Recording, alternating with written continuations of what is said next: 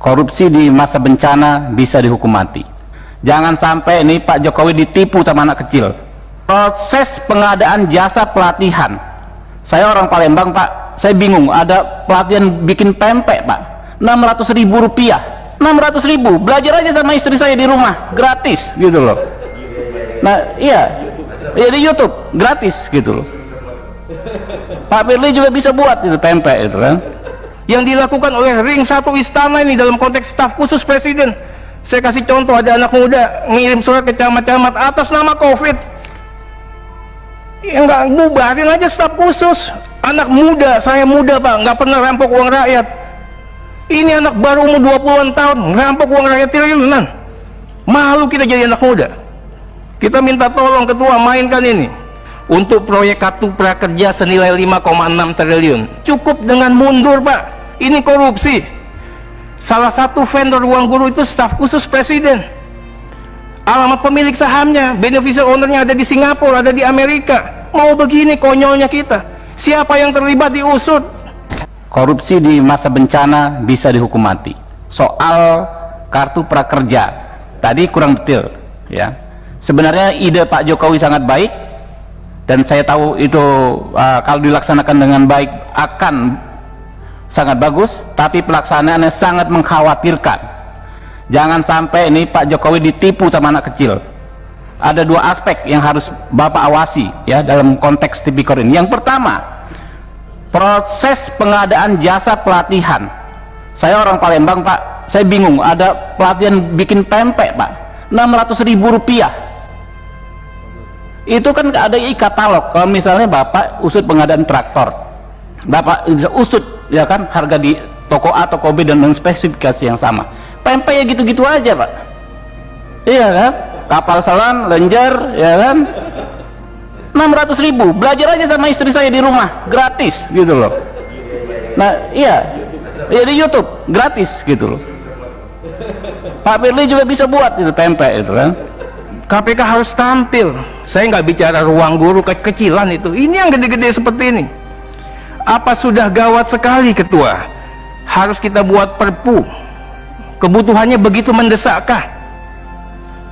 Apa gunanya menteri, pejabat negara kalau begitu? Di saat keadaan genting lepas tangan pada ketakutan, nggak mau minta tolong, minta imunitas.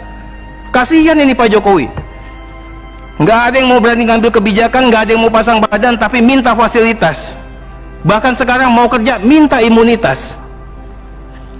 Ketua, saya minta betul bagaimana strategi dan pembiayaan serta postur. Tadi ketua katakan 405T untuk kesehatan, 75T untuk kesehatan Pak. Yang lainnya nggak tahu.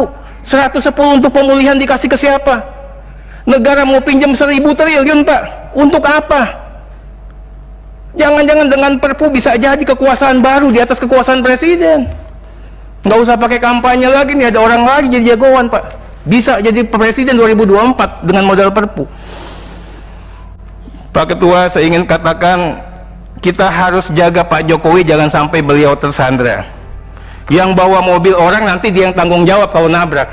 Bahasa sederhananya begitu. Jangan sampai juga ada desain besar Ketua.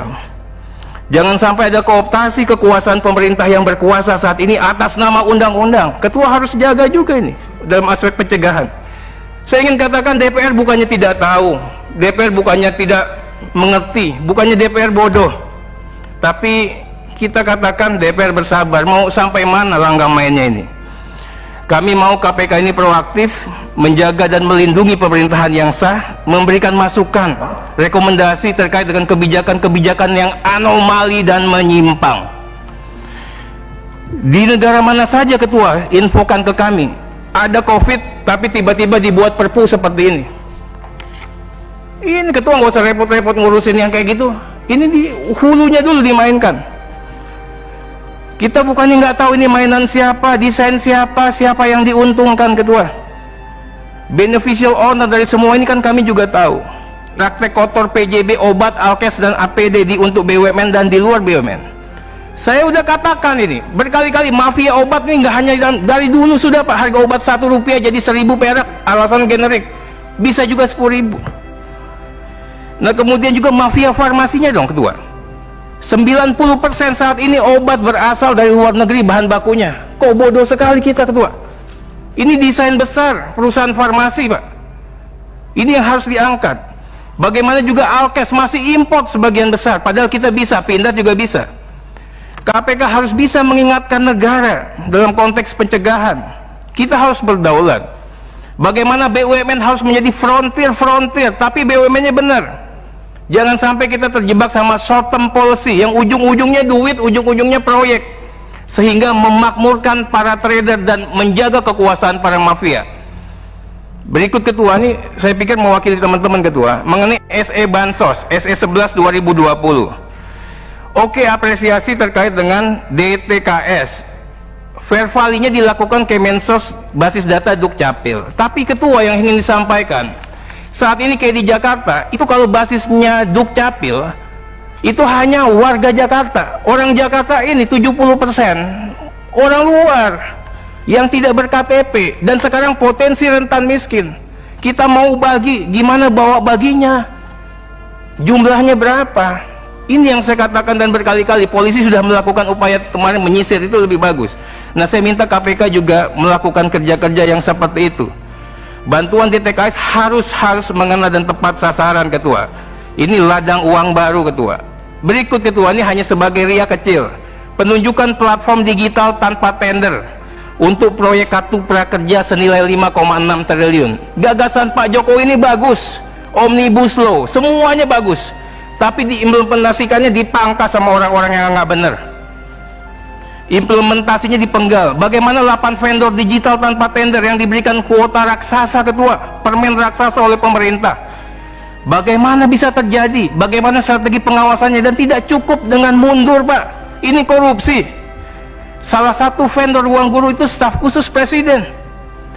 Alamat pemilik sahamnya, beneficial ownernya ada di Singapura, ada di Amerika. Mau begini konyolnya kita. Siapa yang terlibat diusut. Berikutnya juga mengenai masalah praktek-praktek menghisap yang dilakukan oleh ring 1 istana ini dalam konteks staf khusus presiden. Saya kasih contoh, ada anak muda ngirim surat ke camat-camat atas nama COVID. Ya nggak, bubarin aja staf khusus. Anak muda, saya muda, Pak, nggak pernah rampok uang rakyat. Ini anak baru umur 20-an tahun ngerampok uang rakyat triliunan. Malu kita jadi anak muda. Kita minta tolong, Ketua, mainkan ini. Kemudian penerbitan surat B1939 sumbangan bencana. Ini prinsipnya good governance, terbuka dan transparan, tapi harus diadministrasikan dengan baik. Saya ingin katakan bagaimana, Ketua sudah mengatakan harus diumumkan pakai website resmi, keluar masuk per hari diumumkan, tapi yang jalan berapa, Ketua? Tindak tegas, kalau dia ngelanggar nggak boleh terima donasi lagi. Ini kan gratifikasi, Pak. Cukup. Terakhir, Ketua, mengenai Pak Novel, kita pikir mudah-mudahan tetap diperhatikan Pak Novel Baswedan, bagaimana kesehatannya beliau. Walau bagaimanapun beliau adalah patriot penegakan hukum tindak pidana korupsi. Mungkin itu saja, masih banyak, tapi cukupkan, Ketua. Terima kasih, Ketua. Jadi itu gimana menentukan harganya? Itu ada bikin kopi kalau nggak salah berapa pelatihan sekian ratus rupiah, itu dikejar, Pak. Gitu. Ini kita gregetan, Pak. Kita pengen Pak Jokowi sukses, berhasil dengan program kartu prakerja. Jangan ada yang berani-berani mengambil kesempatan. Yang kedua, soal penunjukan mitra tadi sudah diborong oleh Pak Terry. Nah, berikutnya Pak Firly dan kawan-kawan, saya juga mempersoalkan daerah-daerah yang ingin melaksanakan pilkada. Tadi Bapak udah sebut, kayak Jember itu tertinggi. Padahal Surabaya saja yang ibu kota provinsinya dan mungkin lebih merah zonanya hanya puluhan. Kejar, Pak, cari, Pak. Itu orang nyemprot-nyemprot di jalan, Pak Firly. Saya juga bingung.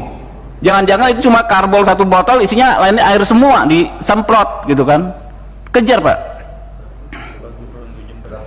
Ya. Lalu, Pak, ini saya sedikit cerita.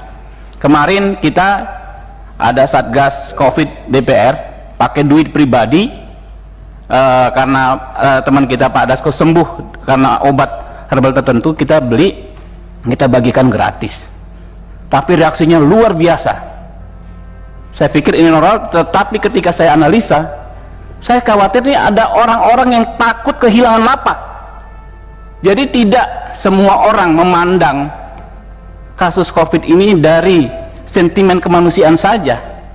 Banyak yang memandang ini sebagai bisnis, ajang mengambil keuntungan, dan takutnya bersifat koruptif karena di suasana yang pandemik begini. Nah, disitulah kita berharap pada KPK. Saat ini Pak, sebetulnya institusi yang paling bisa punya peranan besar ya, penjaga negara ini dari korupsi dari pandemi ini hanya KPK. Disampaikan Pak Terry tadi betul ya, KPK nggak ada anggaran dan lain sebagainya dapat dari COVID ini dan lain sebagainya, nggak ada vested of interest.